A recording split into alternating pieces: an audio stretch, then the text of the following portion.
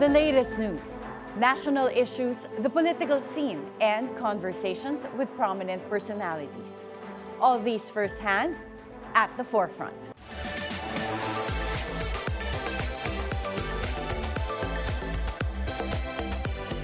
Good morning. I am attorney Karen Jimeno. Several news stories of the week has caught the attention of the public.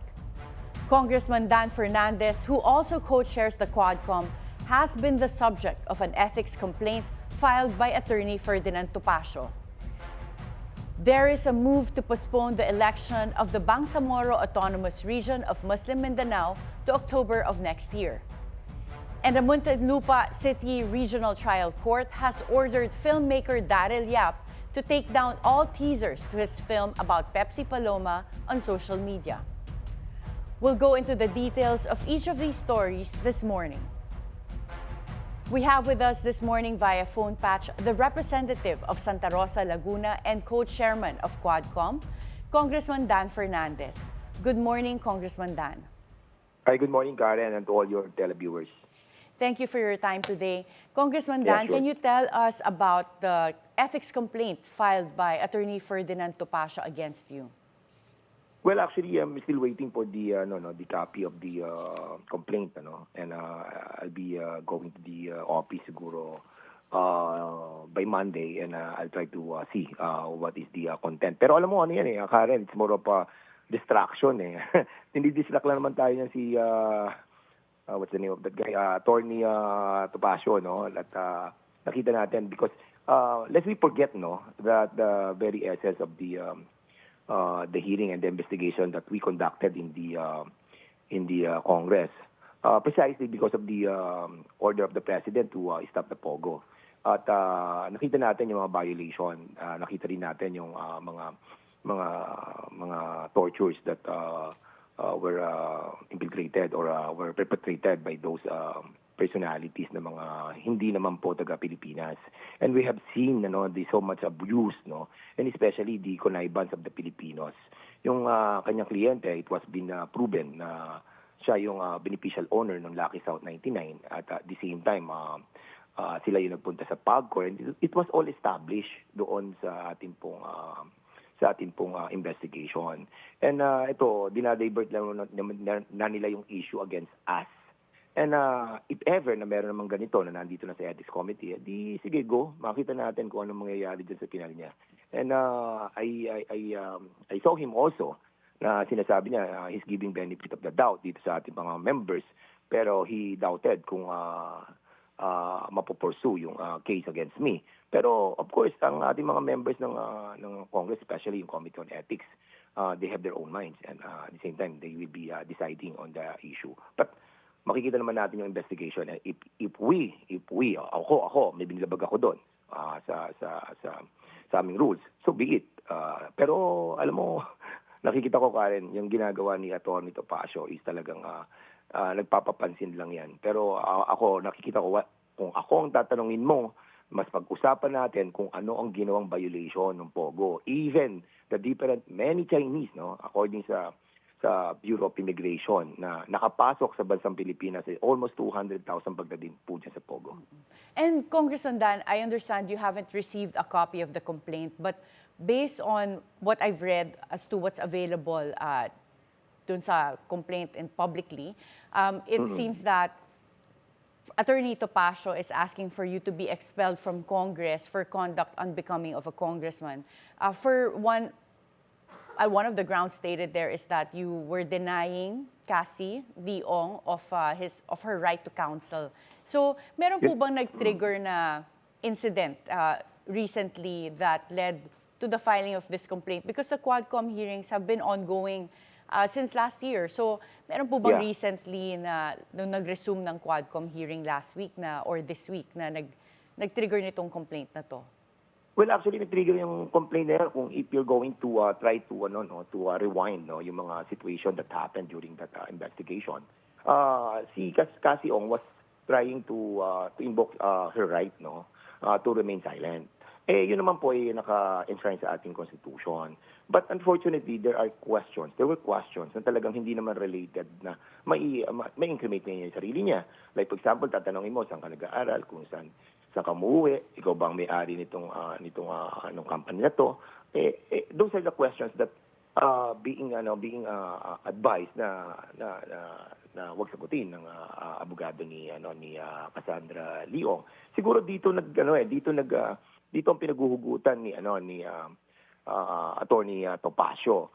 Those were the reasons na we believed push him to file cases or yung expulsion against me. Pero ang nakikita ko diyan ay yung talagang dinidistra kami sa trabaho namin dito sa Kongreso. Pero nevertheless, karapatan naman po niya yan na tayo po ay pailan niya ng ganyang klase ng case. But of course, yan naman po ay didinggin natin dito sa Kongreso. Pero I really doubt it, kasi nga yung timing ng kanyang pagka-file, I suppose dapat, alam naman niya, abogado siya, di dapat final na niya noong pa man yan, last year. Kasi ngayon, 1 week na lang tayo, mag-a-adjourn na ang Kongreso. That was going to be my question also, Congressman Dan. May time pa ba ang Ethics Committee to even go over this and hear this? And even the expulsion, you have a week left, so I don't know if that even makes sense. Exactly.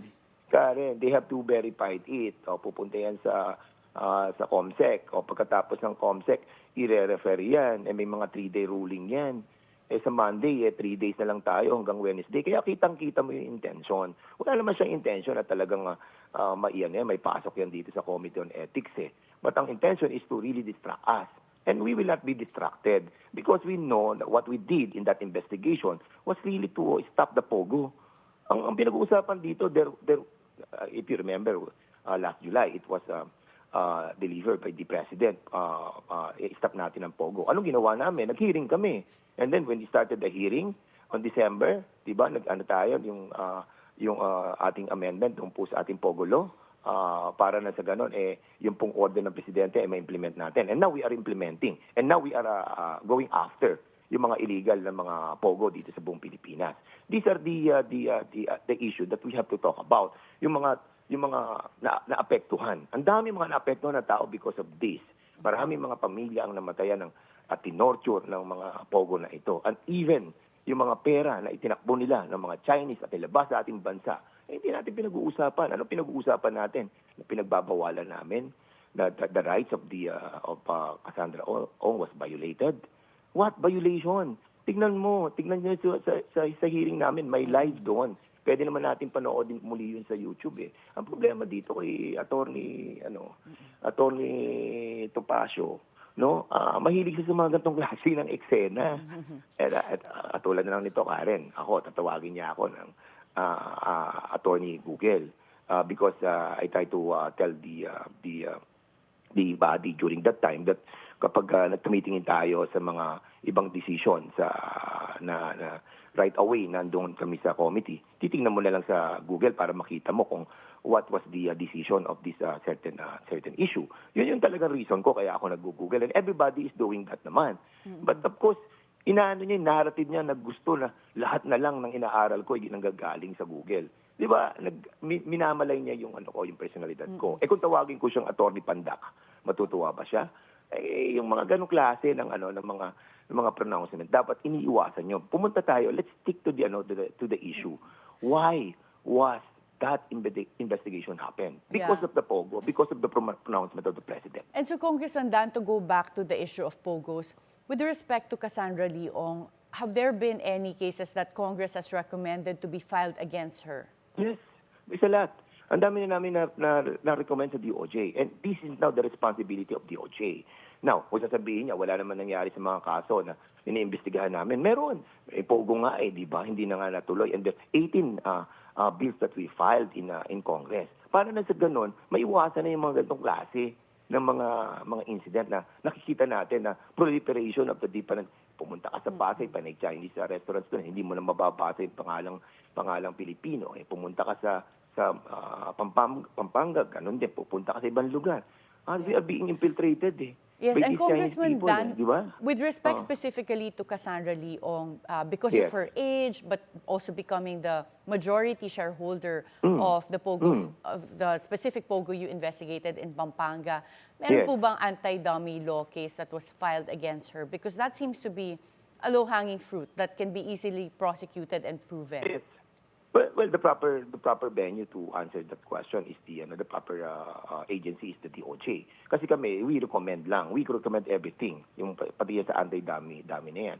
But, of course, alam naman natin that nakita naman natin sa GIS nila, sa SEC, nakalagay naman doon siyang beneficial owner 58% sa kanya. Di ba? Yes. At her age, having owned that huge amount of money and properties, syempre mag-iisip ka. Di ba? Kaya, alam mo, nililigaw tayo ng isyong ito. And pero wala po kayong balita from DOJ as to whether, for example, an anti-dummy law case has been filed against Ms. Cassandra?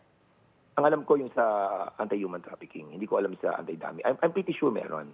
At alam ko na ang DOJ naghahanda ng maraming kaso against them, no? At yun na nga, I think si Cassandra kasi because we have partially terminated the hearing of the Pogo, nagdesisyon kami na i-release na siya sa correctional. And now hindi ko na alam yung situation because that issue is now under the jurisdiction of the DOJ. Alam mo, nagawa na namin yung responsibilidad namin. Nakagawa na po kami ng mga bills that we filed. Now, what we are expecting is since na matatapos na rin po itong 19th Congress, in the next 20th Congress, doon na po natin talaga kailangan ma-implement at maging batas yung mga ipinail po namin. And Congressman Dan, what can we expect po? You are not running for re-election as congressman. We had Congressman Ace Barbers here live at the BNC studio last week, but he's also not running for re-election. Can we expect the Quadcom hearings to continue in the 20th Congress after the 2025 elections?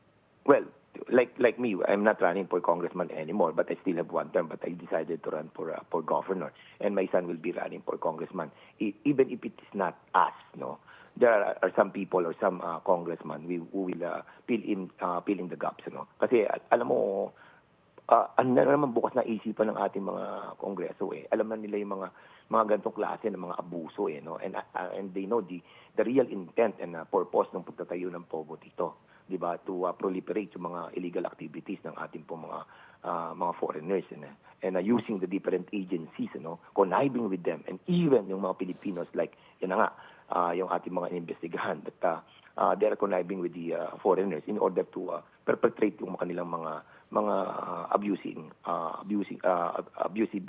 character dito sa ating pong mga mamamayan. Kasi alam mo, vulnerable ng mga Pilipino masyadong ang Pilipino kasi madaling madaling kumbinsin at lokohin at madaling i-bribe yun ang problem ng Pilipinas. We have to have a stronger law, and the implementation must be mas lalong patibayin ng ating mga ahensya. So you're looking at that po as yung mga possible na revisions sa mga existing laws and in the bills that were filed by the Quadcom? Well, like for example, yung implementation, di ba? Kung wala kaming oversight power, paano mo ma-remind at ma-reprimand yung ating mga agencies? Like for example, dito sa i-hear namin sa Tuesday, dito sa tinatawag natin pong TRICOM that was delegated or referred to my committee. May nakita ako dun sa dun sa batas yung sa cybercrime, yung 10175, nakita na natin sa section 25 and 26 yung hindi pag-i-implement nung tinatawag nating Cybercrime Investigation Coordinating Center na naka-enshrine doon. Nag-briefing kami, nalaman po namin na hindi pa rin ko-convene since 2012. And how can you apprehend and how can you monitor yung mga abuses that being committed for the content-related offenses, which is also under Section 2 of Section 4, Chapter 2 of the 10175. Those are the things that ginagawa namin. We are trying to conduct an investigation in aid of legislation, and the oversight power that was mandated to us must be clearly established by having investigation. Yes. Ang problem, may mga distraction katulad nito na ginagawa ng mga yan upang sa ganon, huwag mapokus ang isipan namin sa mga bagay na mas nakakapakinabangan ng ating mga kababayan. And Congressman Dan, what is your position for future Quadcom hearings? Will you be allowing, not you per se, but Quadcom, will they be allowing counsel for the resource speakers? Well, ako, I think, yung ginagawa ng Quadcom is good, no? Kasi nga, nakikita natin na nasasabi nila yung mga katotohanan that will be a part of the totality of the intent of the investigation. But of course, saturated na ba, natapos na po namin yung aming pong nilalayon doon po sa ginagawa namin investigation? Ako personally, yes. But there are those that are not yet having the completion of the totality of investigation in order to have an aid to our legislation. But ako yun eh. Pero ito na nga, natatapos na tayo, napapasok na tayo sa pagtatapos ng 19th Congress. So, do we have to continue the Quadcom? Of course, yes. We have to dwell to other issues, not only on POGO, EJK, or the drugs-related cases. So, marami pa po yung papasok hanggang hindi po natin i-implement ng tama ang mga batas natin. And nakakulangan ang ating mga batas, hindi po tayo dapat tumigil sa investigasyon. And I suppose, Congressman Dan, this goes back kasi dun sa ethics complaint against you where it is mentioned there that you were denying Cassandra Leong her right to counsel. But in your experience po ba, do you find that having legal counsel for the resource speakers impedes the ability for the Quadcom or Congress investigations to get the answers from the resource speakers? Hindi na. Kasi the role of the council is only to advise kung ano yung kung nag-violate naman yung kanyang karapatan under the Constitution, especially yung the right to remain silent. Pero alam mo, hindi naman absolute yun eh. Sinabi na naman ng Supreme Court eh. Iba kasi yung category ng in aid of legislation and yung prosecution doon sa mga korte. Maliwanag na sinabi yun. I just nakalimutan lang ko lang kung anong GR number yun. But it was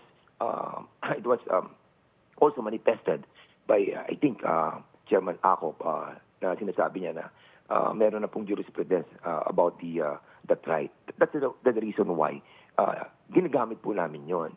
And especially to the questions na hindi naman violate ng kanyang karapatan. Pwede mo sagutin yun. And even Senator Miriam Santiago have said, di ba, nung sa mga hearing niya, na hindi naman lahat ng itatanong ay hindi mo pwedeng sagutin at kailangan mong mag-remain silent ka.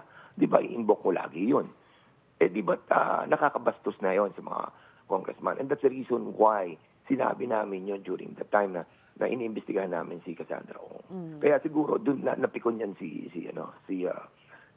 Attorney Topacio. Thank you so much, Congressman Dan Fernandez. We wish you good luck in the last few days of the 19th Congress as you wrap up the Quadcom. Thank you, Karen. Mabuhay ka. And good luck also po in the 2025 elections. Yeah, salamat po. Up next, we'll have former Governor Esmael Mangunda Dato to talk about the postponement of the BARM election when At the Forefront returns after a short break.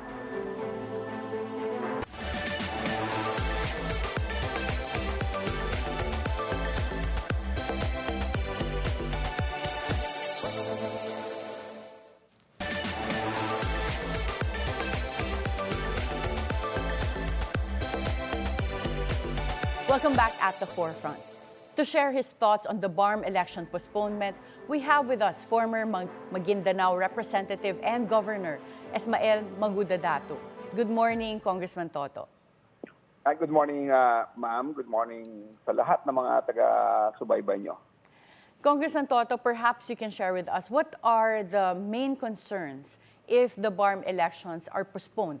There was supposed to be an election back in 2022, but this has been postponed to 2025. But now we're looking at potentially another postponement po. Yes, Attorney. Malala po natin nung 18th Congress, I was the proponent or the author of the term of extension of term ng BARM, dahil ang daming mga undeliverables ng gobyerno, so with the MILF also. So kailangan natin yon mailatag muna at nakita natin noon na talagang kailangan yon.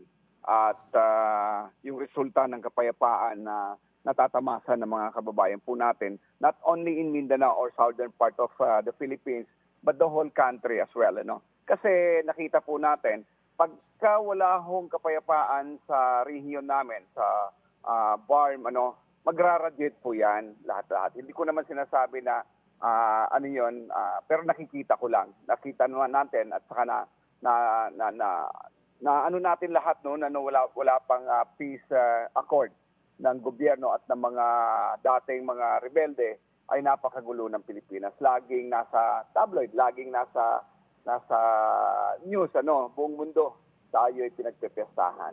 So sa ngayon po ba, Congressman Toto, magulo pa rin po ba sa BARM or meron pang issues of peace and order?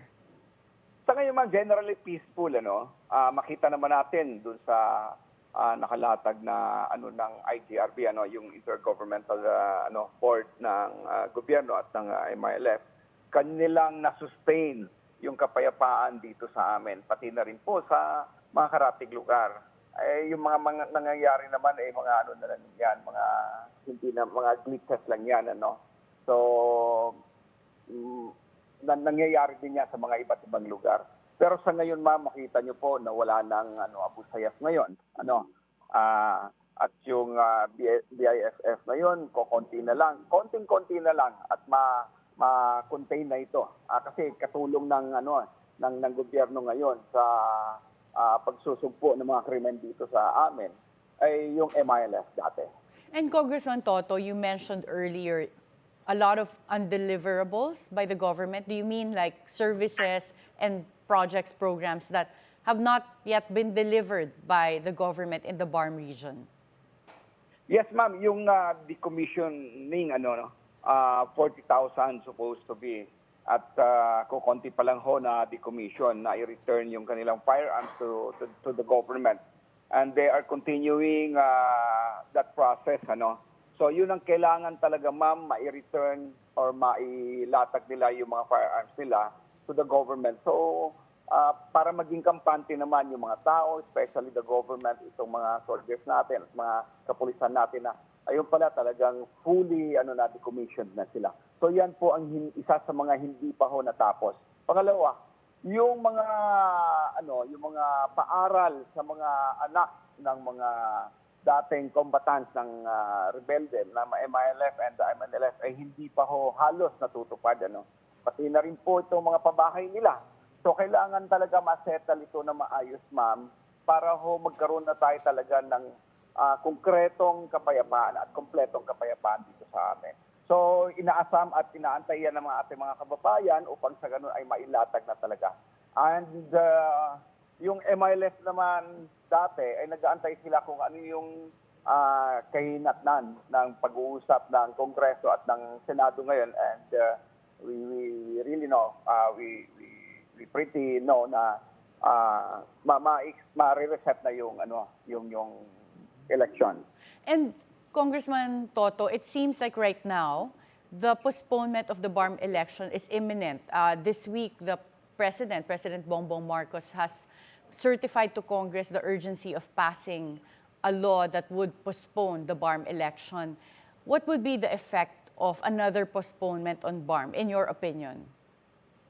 Ma'am, kasi kasabay sana sila sa 2025 election. Alam niyo naman, pagka ganun, may isabay sila unang-una dyan.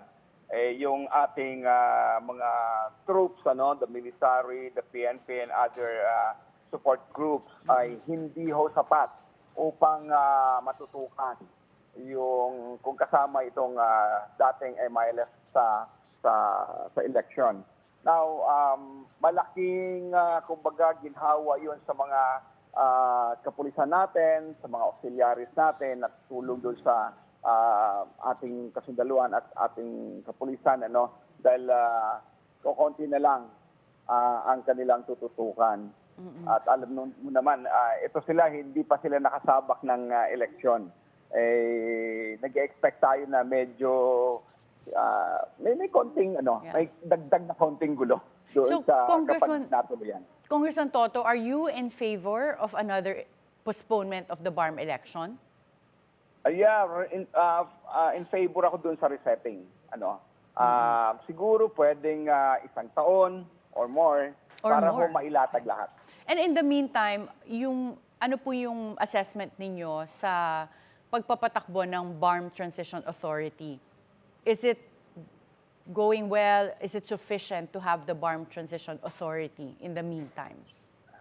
Ma'am, kung makita nyo lang, kung nakapunta lang kayo ng BARM region, ang dami hong surgical roads na nagawa dito sa amin. Maayos yung patakbo nila.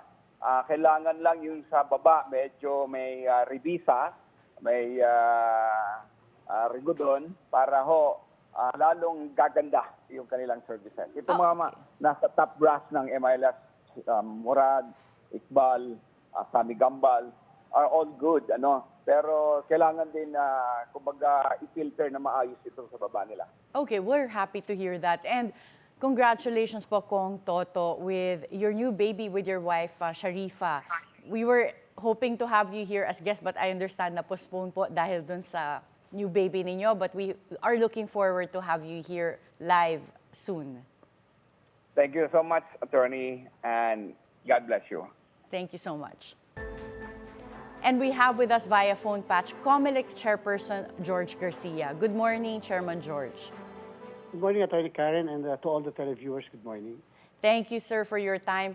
We were just on the line with Congressman Toto Magudadato of the BARM area, and he was saying that mukhang talagang mapopostpone, but he is not opposed to it.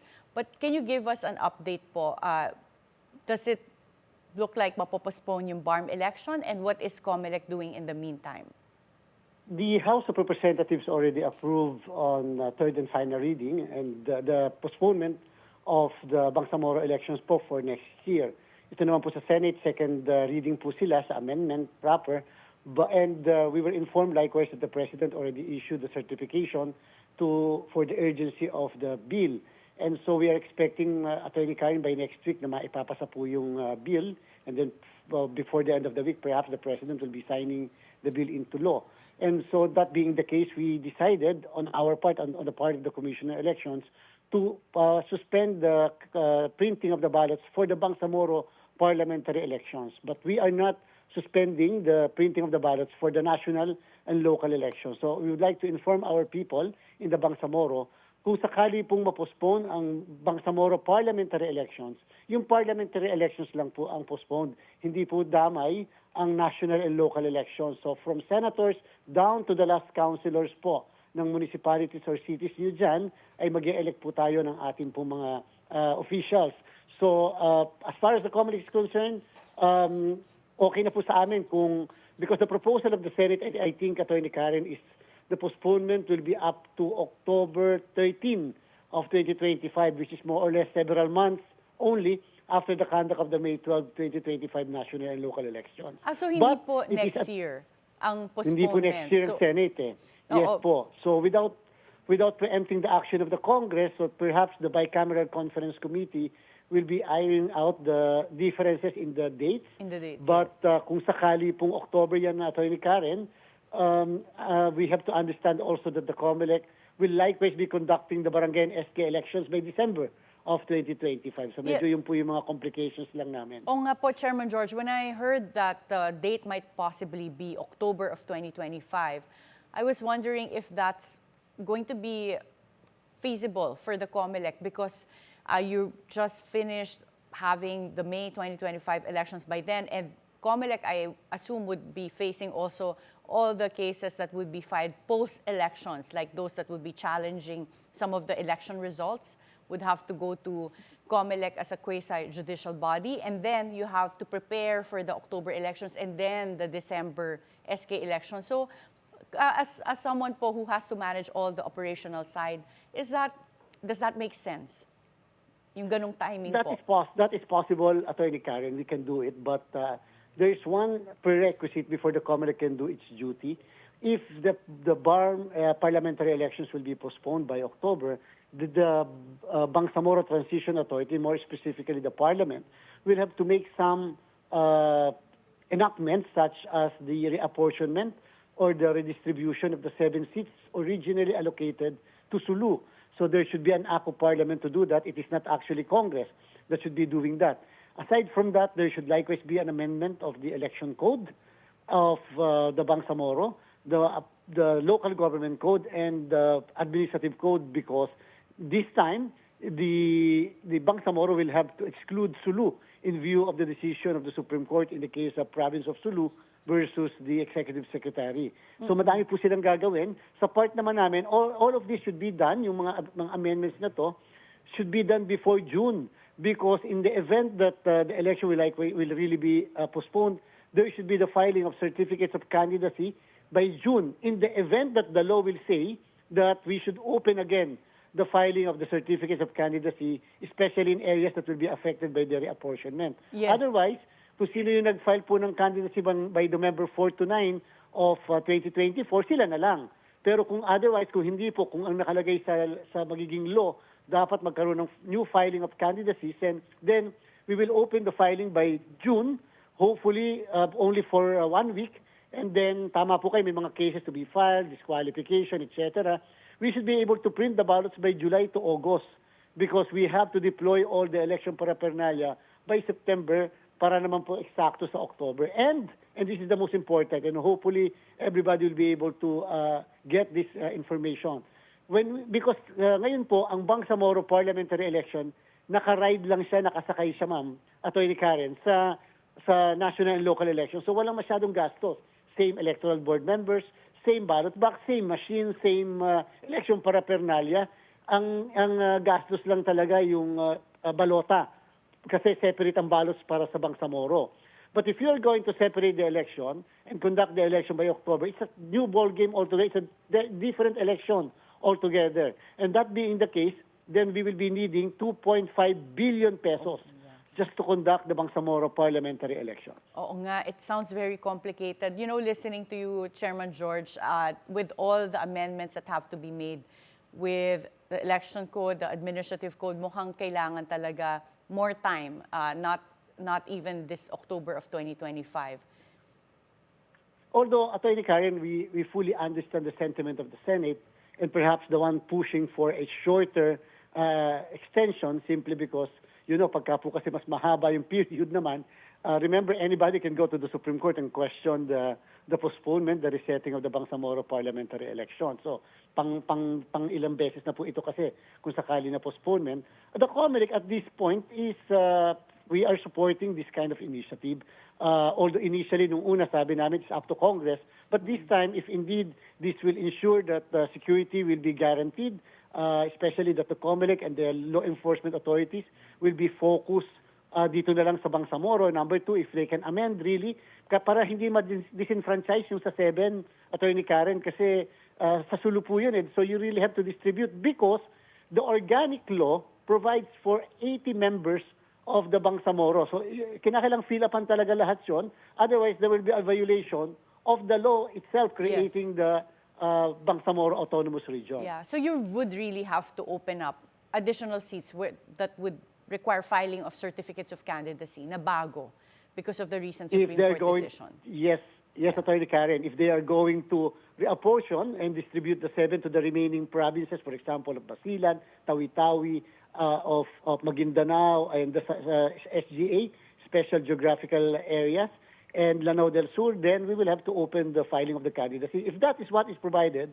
in the proposed legislation. Okay. Sounds very complicated, Chairman George, but we're happy to hear that at least when it comes to the national elections in 2025, all systems go po tayo.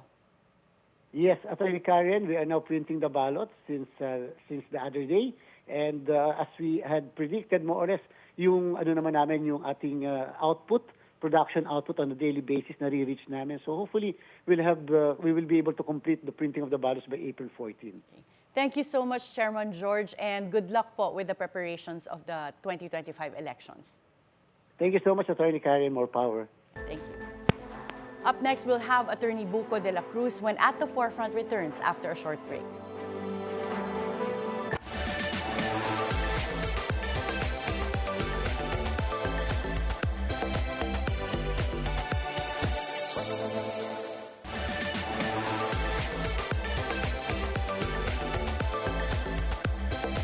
Welcome back at the forefront. To talk about a recent court decision on the Pepsi Paloma movie, we have with us via Zoom Attorney Enrique de la Cruz of Divina Law. Good morning, Attorney Buko. Good morning, Attorney Karen, and to your avid followers. Attorney, digress tayo konti. Bakit ba Attorney Buko po ang tawag sa inyo? Palayaw lang po. Nickname lang po. Nickname. Pero malayo po siya sa Enrique. Yes. Dati kasi nung, when I was running for student council, nagpapamigay ako ng sa malamig na buko eh. So, nag-stick siya. So, nag-stick na. Okay, akala ko pinaglihi po kayo sa buko. Hindi naman.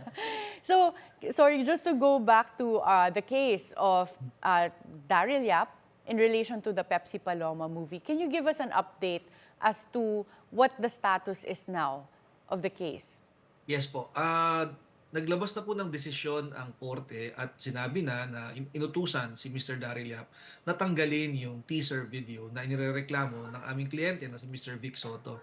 And as of yesterday, nung chinek namin, tinanggal na po ni Mr. Daryl Yap mula sa kanyang Facebook pages ang naturang teaser video which is the subject ng petition for habeas data namin sa korte.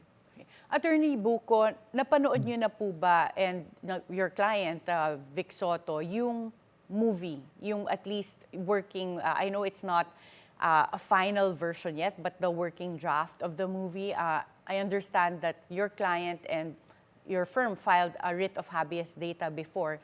And would that include a copy of the working version of the movie? Hindi pa ho.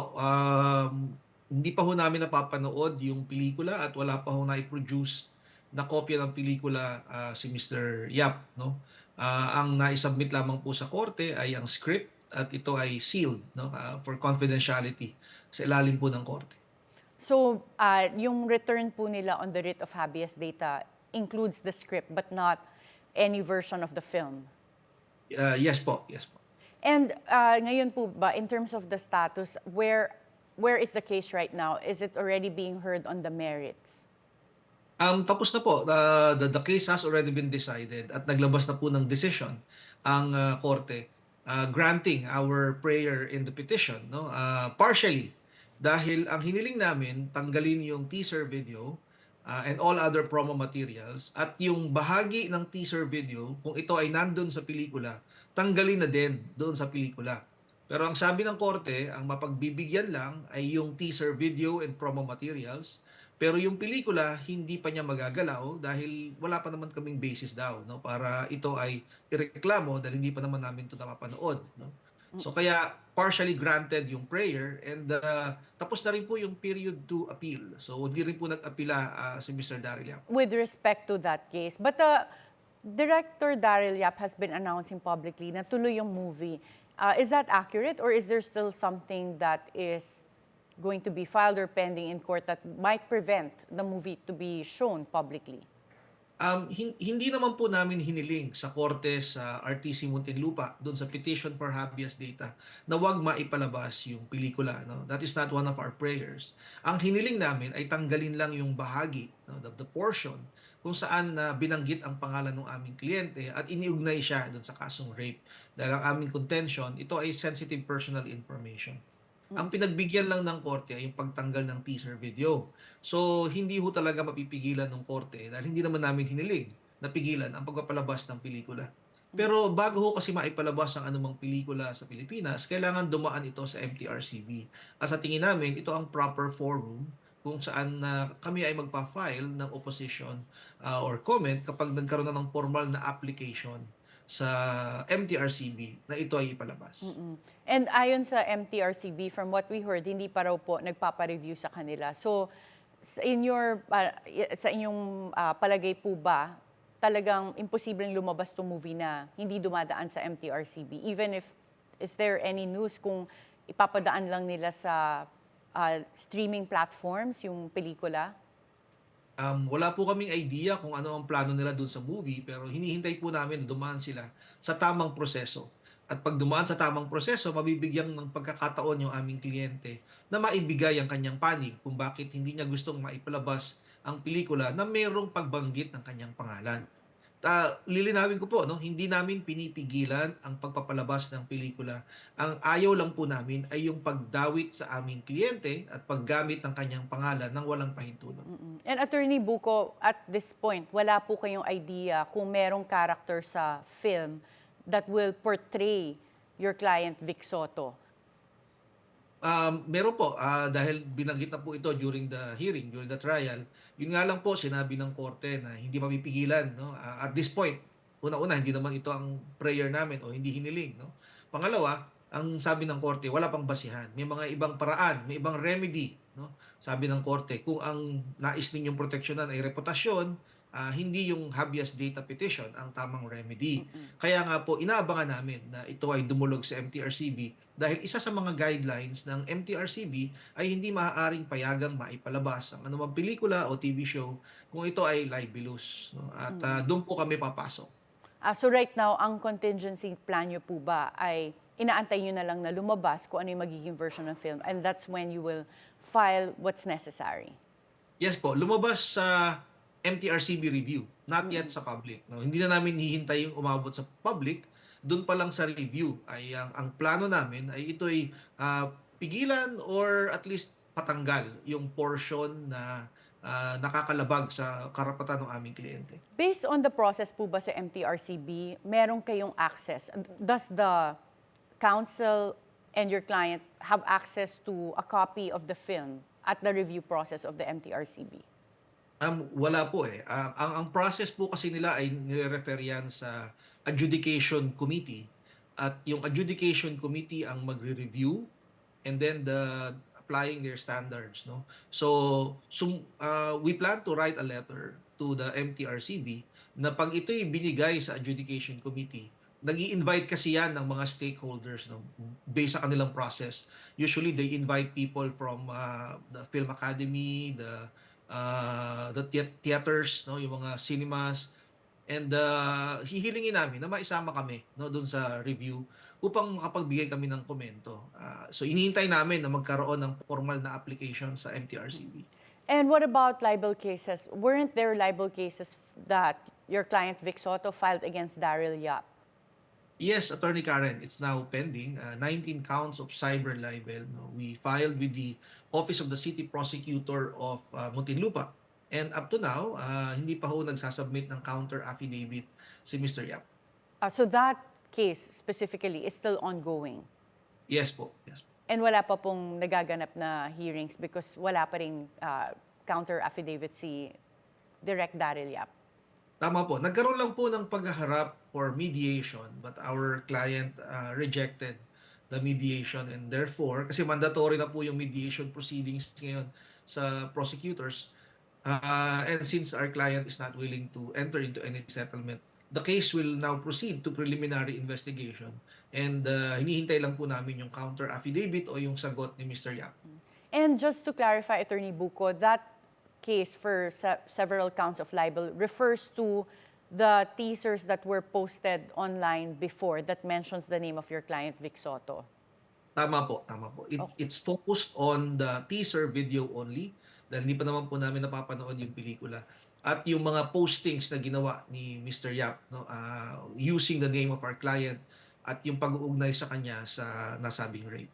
And your client, Vic Soto, is not willing to drop this complaint considering na take down na po yung teaser videos from the online platforms? Sa ngayon po, hindi po. Dahil sa huling pag-uusap namin sa aming client, nireject niya yung mediation dahil sabi niya hindi niya po pwedeng palampasin. No?